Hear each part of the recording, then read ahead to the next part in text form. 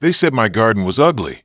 Karen, the loudest neighbor in our HOA, stood in front of my house one Saturday morning, pointing at my flowers, and announced, "You're bringing down property values."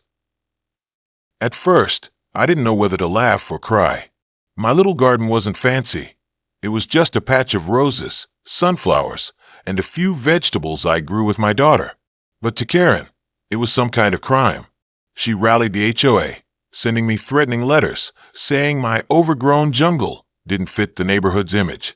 She even suggested I tear it all down and replace it with rocks and fake grass. I'll admit, I was discouraged.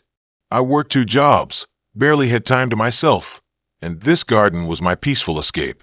Every time I planted a seed, it felt like hope, and now Karen wanted it gone. But instead of quitting, I doubled down.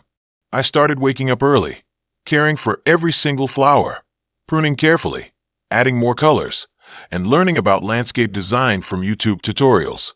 My daughter painted cute wooden signs, and we placed little handmade decorations throughout. What started as a simple hobby slowly transformed into something breathtaking. Neighbors who once ignored my garden began stopping to compliment it. Strangers driving by would pull over to take photos. My little patch of earth turned into a rainbow of blooms that seemed alive with joy. And then something unexpected happened. The city announced a best yard contest. I wasn't going to enter, but my daughter secretly submitted photos of our garden. When I got the call saying we were finalists, I was stunned.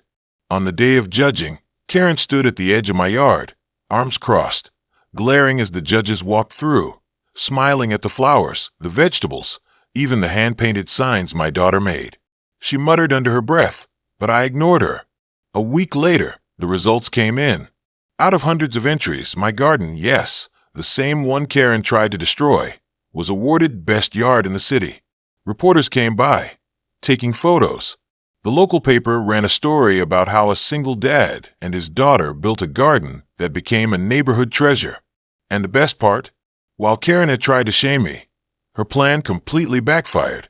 Instead of lowering property values, the city recognized our garden as a highlight of the entire community. So the next time someone tells you your dreams or your garden aren't good enough, remember this. What looks like ugly to one person may be the very thing that makes the world a little brighter.